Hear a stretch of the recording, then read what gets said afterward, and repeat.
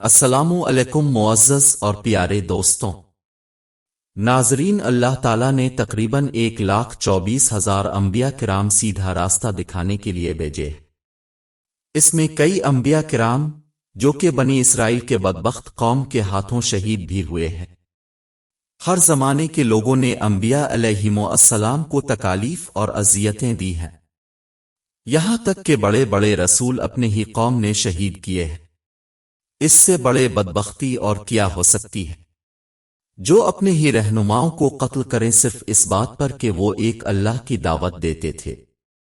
پیارے دوستوں، انبیاء کرام نے بہت کچھ سہا ہے، یہاں تک کہ حضرت نوح علیہ السلام کے بارے میں آتا ہے کہ جب وہ اللہ کے دین کا دعوت دیتے تھے تو قوم کے نوجوانوں نے انہیں مار مار کر بے ہوش کر کے ایک کھڈے میں پھینک دیتے تھے۔ لہذا انبیاء کرام میں ایک نبی جن کا نام حضرت لوط علیہ السلام بھی گزرے ہے۔ حضرت لوط علیہ السلام ایک بلند مرتبہ نبی تھے۔ آپ نے اپنی زندگی میں اتنے اذیتیں برداشت کی ہے، شاید کوئی انسان اس کو برداشت کرے۔ قوم لوط کا نام تو آپ نے سنا ہوگا، جن کی سرکشی اور بدعملیوں کے مثالیں دی جاتی ہیں، یہاں تک کہ اللہ تعالیٰ نے اپنے کلام پاک میں بھی قوم لوط کی سرکشیوں کا ذکر فرمایا ہے۔ حضرت لوط علیہ السلام سودم شہر میں پیدا ہوئے اور نسب میں حضرت ابراہیم علیہ السلام کے بھتیجے تھے۔ آپ کے قوم میں چوری، ڈاکہ، بدفعلی اور ہوا کو بھرے محفل خارج کرنا اور اس پر قہقہے لگانے کی تباہ کن اعمال تھے، یہاں تک کہ حضرت لوط علیہ السلام کی اپنی ہی بیوی کفار کے ساتھ ملی ہوئی تھی۔ حالانکہ انبیاء کے ازواج کبھی بدفعل نہیں ہوتی۔ ناظرین گرامی، حضرت لوط علیہ السلام کے قوم میں وہ گندے اعمال تھے جو ان سے پہلے کسی نے سوچا بھی نہیں تھا۔ آپ کے قوم میں شہوانی اعمال تھے، لیکن وہ اپنے شہوت ہم جنس سے پورا کرتے تھے، یعنی مرد مرد سے اور عورت عورت سے اپنی شہوت پورا کرتے تھے۔ ان تباہ کن اعمال پر حضرت لوط علیہ السلام نے اپنی قوم کو بار بار سمجھایا، لیکن ان پر حضرت لوط علیہ السلام کی واعظ و نصیحت کا کوئی اثر نہ ہوا، بلکہ وہ الٹے ان کے خلاف ہو گئے اور مجبور کرنے لگے کہ اگر تم ایسے ہی نیک پاک ہو تو اس بستی سے نکل جاؤ۔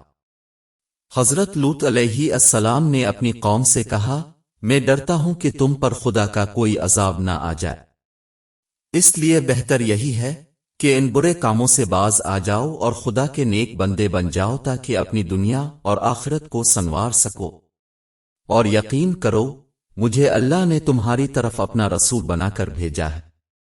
میں تم سے کوئی معاوضہ اور اجر تو طلب نہیں کرتا، میرا اجر تو میرے رب کے پاس ہے۔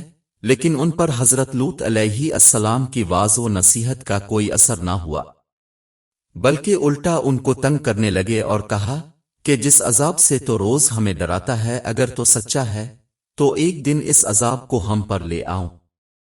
اللہ تعالیٰ کا یہ اصول عامہ ہے، جب بھی عذاب نازل فرماتا ہے تو ان سے پہلے ہر قوم پر آزمائشیں کرتے ہیں۔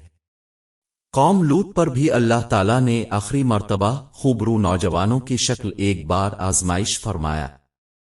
اللہ تعالیٰ نے 2 فرشتے انسانوں کے شکل میں بھیجے جو کہ رنگ و صورت میں بہت خوبصورت تھے۔ حضرت لوط علیہ السلام کی بیٹی نے جب ان لڑکوں کو دیکھا تو بہت ڈر گئی اور اپنے باپ کے پاس دوڑ کر گئی۔ جب آپ آ کر دونوں کو دیکھا تو حضرت لوط علیہ السلام نے ان کو فرمایا کہ آپ کون ہو؟ جاؤ یہاں سے، یہ لوگ بہت بدسلوک اور بدعمل ہے، کہیں تمہیں نقصان نہ پہنچائے۔ ان لڑکوں نے کہا کہ ہم آپ کے مہمان بن کر آئے ہیں۔ یہ بات سن کر حضرت لوط علیہ السلام مزید تشویش میں مبتلا ہوئے کہ یہ لوگ اگر یہ جان گئے تو کچھ بھی کر بیٹھے گا۔ مختصر یہ کہ حضرت لوط علیہ السلام کی بیوی نے مخبری کر کے لوگوں کو بتایا کہ حضرت لوط کے ہاں 2 خوبرو نوجوان آئے۔ اس وقت آپ پر صرف ان کی بیٹیوں نے ایمان لائی تھی۔ جب قوم کو پتا چلا تو وہ دوڑے بھاگے آئے، یہاں تک کہ دیواروں پر چڑھتے تھے۔ حضرت لوط علیہ السلام بہت پریشان تھے، ایک طرف مہمان اور دوسری طرف بدعمل قوم تھا۔ آپ نے ان قوم کو بہت نصیحتیں کی، لیکن وہ گمراہ اپنے ہی بدعملیوں میں مست تھے، یہاں تک کہ حضرت لوط علیہ السلام نے فرمایا کہ میری بیٹیوں سے شادی کرو لیکن ان مہمانوں کو معاف کرو۔ بیٹیوں سے مراد قوم کی لڑکیاں تھیں۔ آخر کار حضرت لوط علیہ السلام کو پتہ چل گیا کہ یہ دونوں فرشتے ہیں۔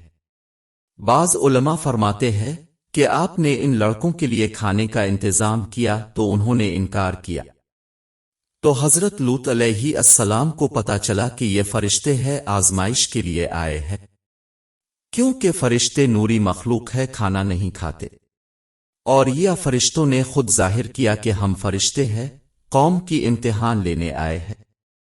اس کے بعد فرشتوں نے حضرت لوط علیہ السلام کو فرمایا کہ صبح ہوتے ہی تم ان لوگوں سے چلے جاؤ اپنی بیٹیوں سمیت، اور صبح ہوتے ہی اللہ تعالیٰ نے حضرت جبرائیل، حضرت میکائیل اور حضرت اسرائیل علیہم السلام بھیجے۔ بعض علماء فرماتے ہیں کہ حضرت اسرافیل علیہ السلام بھی ان کے ہمراہ تھے۔ سب سے پہلے حضرت ابراہیم علیہ السلام کو مبارکی دی اسحاق علیہ السلام پر، اور اس کے بعد حضرت جبرائیل علیہ السلام نے قوم کی طرف رخ کر کے ساری بستی کو اپنے پر پہ اٹھا کر آسمان کی طرف روانہ کر دیا۔ اس حد تک اوپر گئے کہ فرشتوں نے مرغیوں کی آوازیں سنی اور وہاں سے بستی کو الٹا کر کے نیچے گرا دیا، پھر اس پر پتھر برسائے، یہاں تک کہ بستی کا نام و نشان مٹ گیا، اور حضرت لوط علیہ السلام اپنی بیٹیوں سمیت اللہ تعالیٰ نے خیر و عافیت سے بچا لیے۔ تو دوستو، یہ تھا حضرت لوط علیہ السلام کی قوم پر عذاب کا واقعہ۔ ہمارے ویڈیوز کا مقصد ہے کہ آپ ان سے کچھ سیکھ سکے، کیونکہ اللہ تعالیٰ نے یہ واقعے ابس ذکر نہیں فرمائے بلکہ ہمارے اصلاح کے لیے نازل کیے۔ تو پیارے دوستوں، آج کے لیے اتنا ہی۔ مزید اسلامی اور تاریخی واقعات اور کہانیوں کے لیے واقعہ یوٹیوب چینل لازمی سبسکرائب کیجیے، اور یہ ویڈیو لائک کر کے شیئر کیجیے۔